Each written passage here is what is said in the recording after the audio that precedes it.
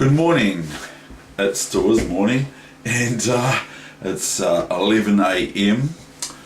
11 a.m. here in New Zealand, the whole country. Yeah, the whole country.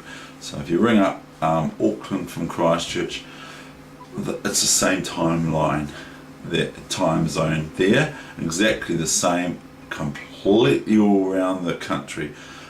The North Island, the South Island, and their little islands, and Stewart Island, of course, which is New Zealand's primarily three main islands. Stewart Island being the smaller part island, and the South Island being the main island. Just joking. So the South Island is where I'm coming to you from, but I've just been listening to the Beatles, okay? Now the Beatles, they rock, don't they? I've just been listening to some of their old music, some of their old introductional music sort of thing. It's absolutely wonderful, but some of it's not very good because I don't know it, but there's songs like, these guys, they got 5 out of 5 spots for so long in America back in 1962, 63 or whatever it was, 62, 63. They were the top 5 on the charts.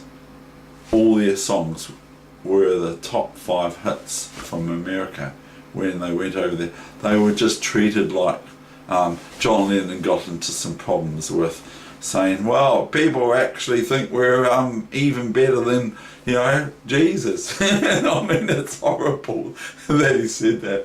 But he really regretted it, and he got in quite a bit of trouble that he said that. But I just watched this DVD the other day. But anyway, I'm here about chess, aren't I? So, and also, I've just been speaking with, I'm still going to talk about the Beatles first. So anyway, what did I do? I said something to the, these young people were walking down my street here about 1 week ago. They were walking down the street. That sounds like a song, doesn't it?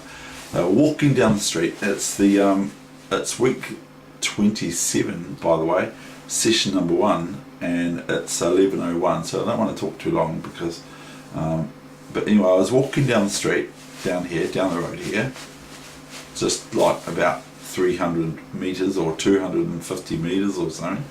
I was walking down the street going towards my mall, and there were these young teenagers or so, or something like that, about 13, 14 years old. And I said to them, I had a DVD or something from, I had the Beatles thing, and I said, do you know who these guys are? And these were 13-year-olds or so. They said, yep, we know who the Beatles are. And there you go. Everyone loves the Beatles, eh? So those guys they rock. And obviously they rock, but they rock, eh? They just rock something. They're just absolutely extraordinary. So anyway, I think they're great. And I watched, I'm not going to go on about the movie, but I've just been speaking to Pams about how I've just been speaking to Pams in New Zealand because I really love Pam's products. And so if you're in New Zealand, if you come to New Zealand and you want to get some good instant coffee, it's not perk coffee, but if you want to get some good, really, really good instant coffee, buy Pam's at Pack and Save, and it might be available at other shops. So buy Pam's at Pack and Save, or buy as well their fish, which is they do cutlets as well, but they cans of fish, okay? Now I don't know, 200, 250, I don't know, it doesn't matter, 240, or I don't care what they are. But these cans of fish, there's lemon pepper and there's chili for those that like a bit of heat in their fish, and other types of cans of fish with flavouring in them too. But they're really, really good. And they cost me about $2 a can, okay, at Pack and Save, and they're always on that price. So they don't up the price. And even Jamie Oliver, we all know who Jamie Oliver is, even Jamie Oliver, he sits there and goes on about Pams as well. So they do fish, and they do coffee, and they do tea. So if you're in New Zealand and you like instant coffee, I consider that's the best. Okay, now anyway, I'm going to get on with the game, and now I'm going to show you a position that I had last night. So, and my friend was looking at this yesterday, and he sort of kind of didn't sort of see the point of me coaching people chess and all that, but he actually looked at a session. I was very, very pleased. I said to him, I'm really pleased that you've looked at it, even if you don't think much of my coaching. I'm really, really pleased that you I'm really, really pleased that you have looked at it and you're taking an interest in it. Now anyway, we've got this position, and my friend, who I've already mentioned on here his name, oh, we're going to switch off the engine, we don't want it on, as he said, what, because I made quite a bit of a joke of King B1 about why does white play King B1 here, which is what white played. And he reckoned that this, you see, he reckoned just this new variation. Now I haven't actually looked at this yet, but I have looked at this on Fritz from here, this position here. Okay, instead of rook takes d5, I've put this position on because it's white's move. I've put excuse me.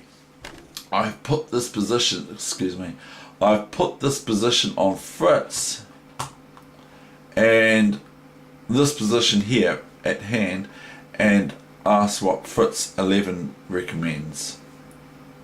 And guess what it did? King B1. That's what it did. As the player back then, 198 years ago, or 98 years ago, or 100 years ago, without looking at the score sheet, did. He went King B1. Because black is actually, what's black going to do?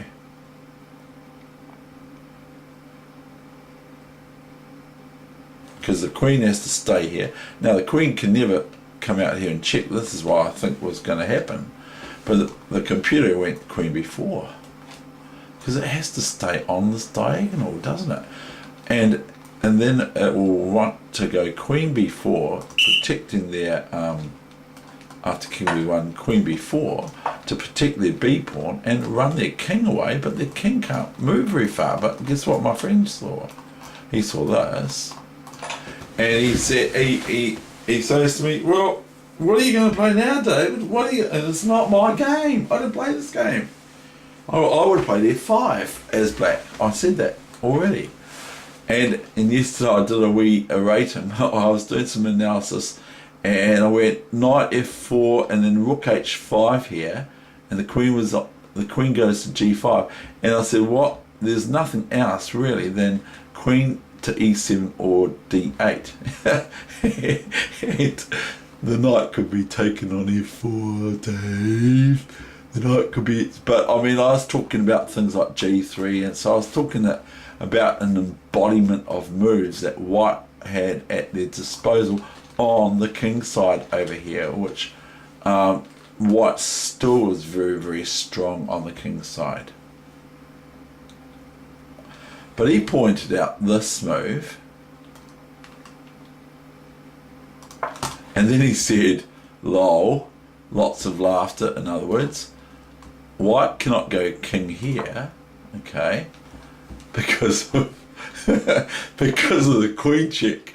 You know, everyone can see what that queen check's doing, so we could just have a light we look at this today, and this could be our subject matter for the day. But he found this move, and it's quite cunning. He's a very, very good chess player. He beats me regularly in lightning chess, which you would know and understand that I don't like. I don't like to have that happen. But the Grandmaster played probably the best. Now this Queen check, and he says, yeah, and the King just goes, here. That's what he said. That's right. The King goes here. And then I was analysing in my head, and he was doing this all in his head. Good on him. Well done. I'm very, very pleased for him. I said, that's going to be just alone. It'll make you beat me. You'll beat me next time a lot. Instead of just here and there, you'll beat me all the time. You know, this will help your game. Because what is Black going to do now? He said, and we're threatening this, and if King here, because I said run the King, he said, well then you got Rook D8 check, and then Rook takes and Queen takes checkmate. So anyway, that was quite crazy, eh? Anyway, now comes the game, but I will first just don something from New Zealand. So what am I going to open the book up today? And okay, this is something that New Zealand is known for. It even doesn't even, this is, I believe, Auckland. Yep, it is. And it says, and I recognise this straight away, this place. As soon as I open it, I recognise it. It even looks like Sydney a wee bit with the round bridge there, the round shaped bridge. And this is Auckland, where lots of yachts are and all that sort of thing. And it says, New Zealanders spend their lives wanting to set out across the wide oceans that surround them in order to find the rest of the world. Now that was from John Mulgan, Mulgan, M-U-L-G-A-N, if you want to look at it, a novelist, if you want to look at that novelist, John Mulgan, or I'm probably saying it wrong. Yachts jostle and sway in West Haven Marina, okay, crowned in the distance by Auckland Harbour Bridge. Okay, so that in the background.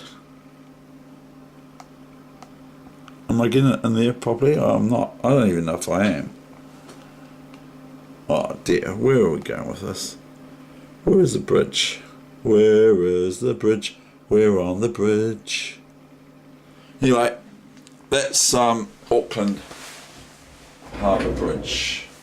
So that's the picture of New Zealand today. So if you want to see something, if you're a tourist and you want to see something, because tourists are always a tourist in another country, they're always the same. They're not a tourist in their own country, but as soon as they're in another country, they're a tourist.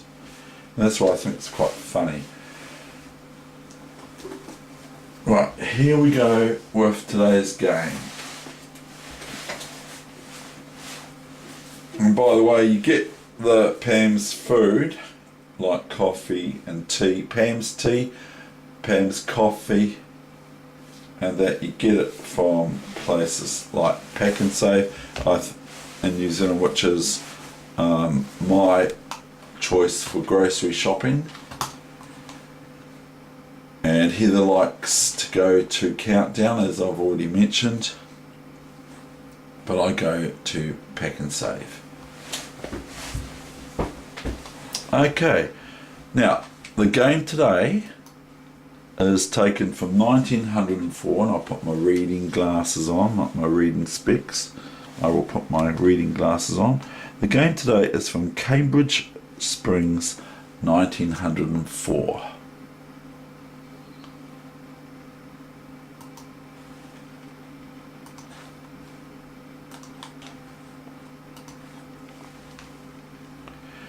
it is played, by the way, by our great friend at Cambridge Springs, 1904, by the about 27 times, I think, something like that, that Dr. E Lasker won the World Chess Championships. Is it Emmanuel or Edward? Not sure, I think there's two. Anyway, Dr. Lasker was the world champion about 27 times. That's pretty amazing, eh? Of chess, of course. And we were talking last night about the game that he lost in the Evans Gambit that was put on last week. The game between the judge and Edward Lasker, Dr. Edward Lasker, Emmanuel Edward. I'm sorry, I think it's Edward Lasker, yeah. And we were talking about the game last week, my friend and I, last night. We were talking about that, and I better hurry up because otherwise this is going to take 14 hours. We were talking about that game, and I said to him, I said, look, it's obvious what happened. The judge, they all said, oh yeah, we know, the judge is going to lose, and the world champion's going to win another game, blah, blah, blah, of course it is. So they did a promotional thing. But the real reason, they probably just said, oh, look, this is the moves you play against me, and I'll lose to you quite quickly, or else the judge should be playing chess instead. But he's too busy. The judge is too busy to play chess. He's a judge. Judges have to, they learn lots and lots of details and everything at events, and like chess players do, like Magnus Carlsen do. They learn all the events and times and places and where it was and who it was and what they were wearing on the time, what they had for breakfast and dinner and lunch on the day, and how many walks they have a week or in a given month or whatever. But anyway, I said, no. Well, it's obvious what happened. Is Dr. Lasker said to the judge, I'll lose to you, your name will be forever immortalised, and you'll probably even end up on the internet or in the Golden Treasury of Chess book if it ever gets printed or made or whatever. Not that they knew about that sort of thing back then in 1904, 115 years ago. They didn't know about it, but the real reason is obvious. He's standing up in front of the judge, he's got some heinous crime that he's committed, okay, and the judge waives the fine or the prosecution. He just says, oh, you're acquitted. Okay, now the game. So this game is between the Lasker is white. It's a Sicilian defence, one of the grandest games ever played. Now it's going to get a bit hard to say that because there's lots of great games. Versus W.E. Napier, and we've got Napier in New Zealand in the North Island, but we're the mainland, we're South Island. Okay, we've got E4 strutting their stuff. C5, of course. Knight c3, already different from the normal routine of play in tournaments of today. That rhymes. Knight to f3, g6. Now this is looking quite good for black, isn't it? Pawn to d4 or d4, cd4, knight d4. So cd4, knight d4. We've been here, done that, haven't we? Look on our face. We've been here before. Bishop to king 3, we've been here the other day. But it's a different game. I haven't ticked pawn to f3, and the other day we looked at the game, it was h3. This time it's f3. Knight f6. So black's doing well, we can't complain, and white's doing well. And now Lasker, they give a dubious move for Lasker's next move. Can you guess what it was? He gets a dubious move next to it. It's a question mark and an exclamation mark. That is classed in chess notation as far as I believe. If you see after the move directly a question mark and an exclamation mark, it means dubious. Now he plays, what does he play?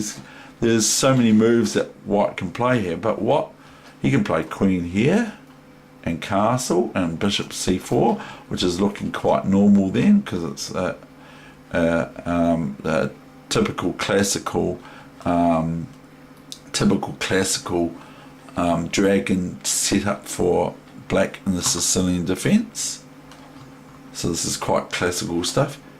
He plays g4, and they say bad move, not a good move. Naught.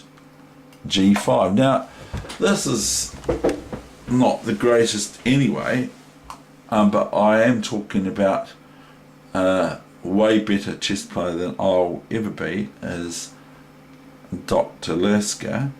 But the thing is this blocks the bishop from going to h6 here by playing g5, but white sort of is going for the jugular, knight e8.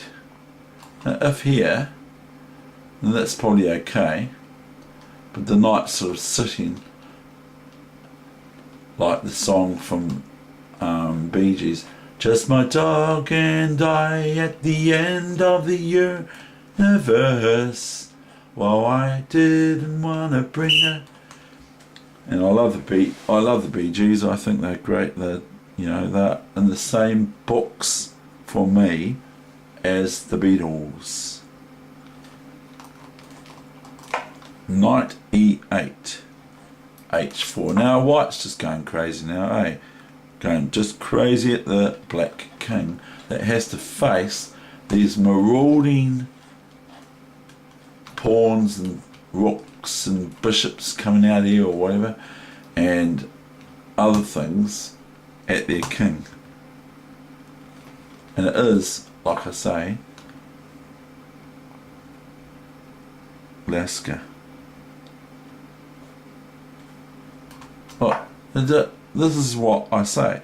They just keep on playing with their pawns. And but what Nimzovich says and other great chess masters say, if you're getting attacked on the flank, which is what white is doing, and Alekhine says this too, attack in the centre, e5.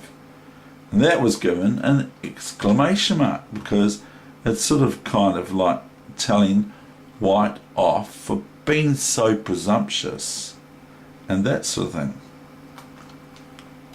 Not that I have anything to say against these great players.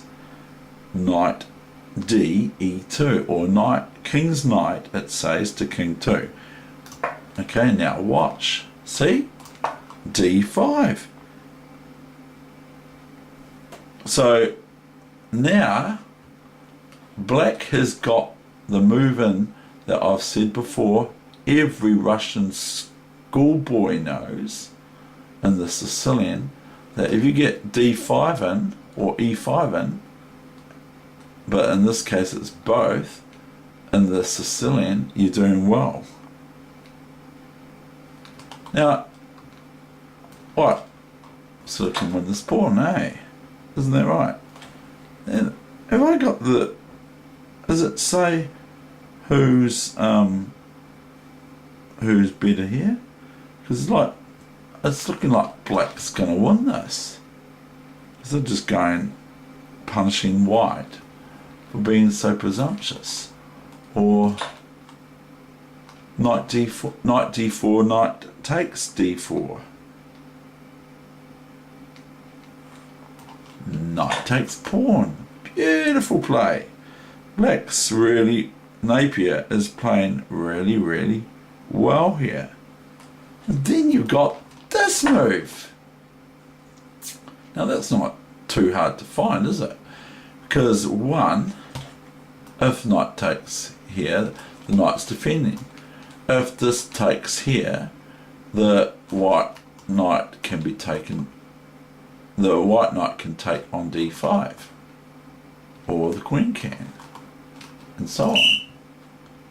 But knight f5, what off this? Then you can go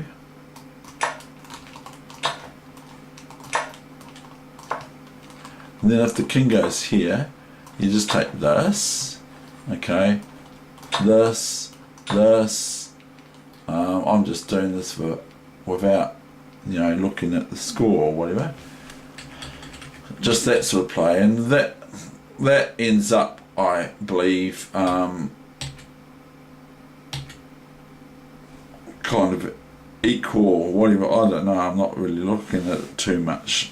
Knight f5. Okay, knight f5, and yeah, they go knight c3. That's what I did. Queen takes queen. Ah, rook takes queen. Knight to king 7, and they give that an exclamation mark. I don't know why. Maybe I remember it. New main line, of course. King to h8, h5. Doesn't even take this knight. So now he starts playing like a champion, like he is. h5, rook e8. Now why did he play h5 for? You may ask. You can ask all you like. Oh, he takes here. Then this can happen. And this, or you can take this knight off or whatever. I'm not sure. I'm not going to go into it too much. h5, we've got rook e8. I'm not going to. Then we've got this crazy move, you know, and now we've got this. So we've got bishop c5, rook e8, bishop c5, and look, this knight sits there going, well, come on, I'm worth taking, aren't I? I'm worth taking. Why aren't you going to take me? White doesn't want to waste any time, I believe. Wants to keep on. Look. He doesn't even take the pawn with the rook. You know, rook h5. Bishop c4. Onwards and upwards, onwards and upwards, onwards and upwards. He just keeps on going. Because he played like rubbish before. Now we've got ef4. This is another double exclamation mark. Bishop c4 here is 2 exclamation marks for white. And here, this move here, it doesn't look like much, does it? Anyone could play this move. Anyone could play this move. They play this. And that's given 2 exclamation marks. It's just amazing. What's going on here? I don't even know. I don't know what's going on here. I know that this knight now is pinned to the rook and the king here. Can't castle. Don't want to take this because of this. Chung!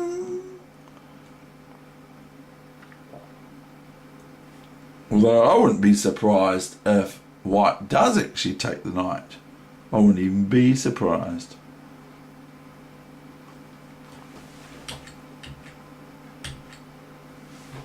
So we've got ef4. It's getting quite hard for me to keep up with what's going on here, because I'm looking at the score, and so no wonder I miss things. So that's an exclamation mark. There's 2 exclamation marks in this book, okay? Then you've got this move, clunk, new main line, of course, bishop f7, and they say that that move is an exclamation mark. You might go, well, what's the difference between an exclamation mark and 2 exclamation marks? Well, 2 exclamation marks are better than 1. And when you're young, or when you're a young chess player, to get 2 exclamation marks in your moves is pretty cool, because it means you're playing what they would call brilliant moves. Now, if you can see here, say for instance we went back here, this, we're just doing this for fun, that's check, okay? What does black do about it? nothing else. Can't go here, can't go here. Can go here or here. Okay? Checkmate, amigo. But that was just a glamorous line. New main line, of course. Bishop E8 takes the rook. That didn't get any exclamation mark. Then we've got bishop takes B2 or bishop B2. Rook B1 looks pretty normal, doesn't it? Look, this knight can take here, but then this rook takes this bishop. And what's going on? It's crazy. It's a crazy game of chess. It's just like it's just crazy. Bishop C3 check. So black interpolates bishop C3 check. Now where does the king go? King to bishop 1. Now black's got this or this. But what's going on here? This is crazy. It's just crazy. Bishop G4, and then you got, ignoring all the threats, you got this. And like, white can get met with this, or knight takes C5. You got bishop H5. This is given 1 exclamation mark. It looks crazy. Look at this. Knight G3 check, picks up the rook. Why not? King G2, knight H5. And now look, he's hardly got any pieces left. They're equal. I can't believe it. I can't believe it. Oh, better run that because it's been attacked twice. This is gorgeous. I think this is lovely, this game of chess. Ooh, here comes the rook. Has changed front, hasn't it? It's gone B1 and here and then back here and then here. Now it's gone to the king side now. It's gone in an envelope sort of a fashion, as the Nimzowitsch would say, an envelope attack, but it's not quite an envelope attack as he means, but it's gone around the board somewhat. And so it's been doing lots of tourism, hasn't it? You can tell that rook here is a tourist because it's got a backpack on, it's carrying a map, it's looking quite concerned about where the heck am I, and if it's a male, it's unclean shaven and it hasn't shaved lately, and if it's a woman, well, I won't even try to think what a woman tourist looks like, but they love showers, don't they? Women love showers, so do men.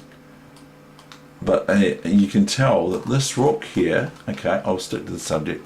You can tell that this rook here is a tourist because she has come from the queen side, gone up the queen side, come back down again and come over to the king side. So it's been on tour. It's now in another country, even though it's just a chessboard. I know. Anyway, I'm going to finish this game off right now. Knight G3, King F3. This doesn't look like much. Rook A6 and King takes pawn. Knight to King 7. An attacking king. King F5. Knight C3, attacking the A pawn possibly, which it is. A3. So it can't be taken. Now we've got 3 pawns versus 2. This could be a draw.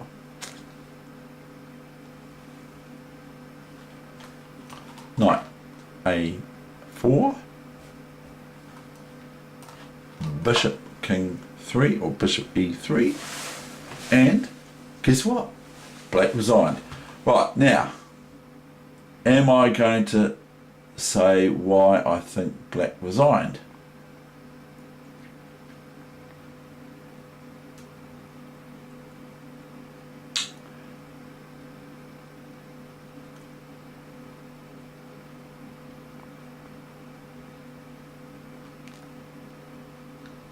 I believe, possibly, it could be, I don't know.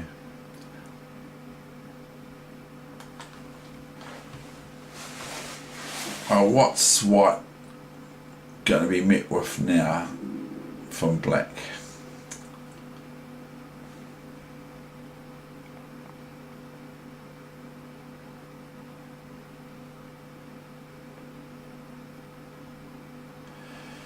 See, the big threat here, the big threat always gets through. It's just like an ad on TV. The big taste always gets through. This is the move for white that they can play. So what is black going to do? Go back here again? Or something else? See, as we look at this position a bit deeper or whatever, or a bit longer, bit more time spent on it, we start to see that there are problems with black's position. So the rook hasn't really got any life, has it? There's no real life for the rook.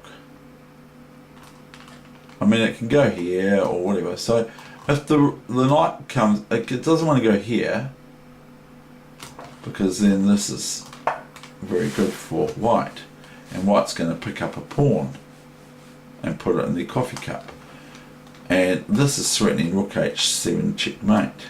See, because the king can't move from there, can't go to g8 because the knight's on it. So this would be threatening this. So then black would have to play h6, and then you've got this.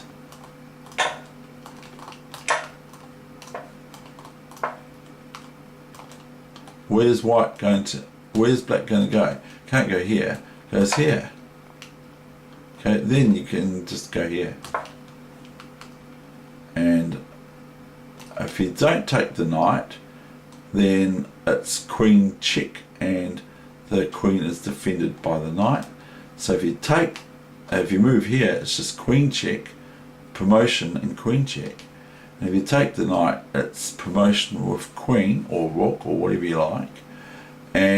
But I would say don't play around at this stage of the game by making that into a rook or bishop, because then you're going to, or rook or bishop or a knight, because once it promotes, because you're offering black chances to draw or similar. So this is no good. There's a queen in a story, and my friend would say don't even bother showing me it because there's no point. White can even play this.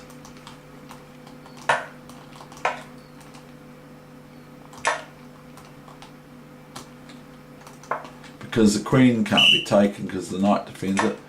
But then it's just making it hard for yourself, even though I do these sorts of things in chess. I do them because I think, oh, I want to keep the game going. Now I'm going to show you a wee line here that I've just seen. Check! So if you get to be silly with your pieces, you can do whatever you like. I can't tell you what to do, obviously, but this way black would actually have won game, because it's now check, and see the result is going to be the rook takes the queen next move, because the king has to react to the check. So I just saw that a couple moves ago, only about 1.5 moves ago, and I thought, there you go, there's a wee trap that we could show you just how nice chess can be transitional. It can just go from a pretty well cool position in one game to a lost game. And believe me, this is lost for white now. Okay, so we'll go here. I'll just show you, and that's the end of the session. Can take the knight, but I wouldn't. I'd take the rook because it's heavier material. Now the knight can just go here. This is no good because a knight check. Oh, hold on. We better be careful here, Dave. Because this here. White has to, black has to be kind of careful. Because we've only got one pawn left, haven't we? Maybe I have to flip the board to see what's going on here. But anyway, that would be kind of justice, wouldn't it? Like the judge case that I was speaking to you about before. Okay, well, am I going to go any further with this? As if here... Okay, we'll go here.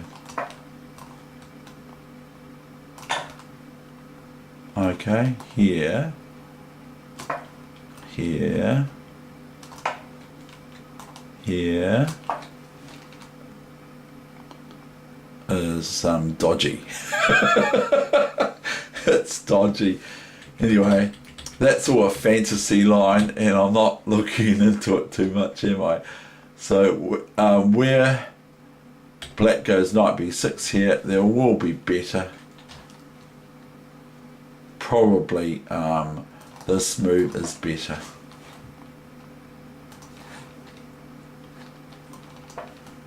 All black has to lose is that pawn there, and it's a draw at the very best for black. But for white, it could be a win, especially in lightning chess. Okay, anything can happen there. In fact, I don't even, I'm not even going to venture to say whether or not it's a win or not. But it'll be if white gets rid of this pawn, they've got a draw in their pocket at least. Okay, that's the end of my session. I hope you enjoyed it. I know it's a wee bit long, but that's, just that it can be my nature, of course, and it's the nature of chess, as there's a lot in it. Okay.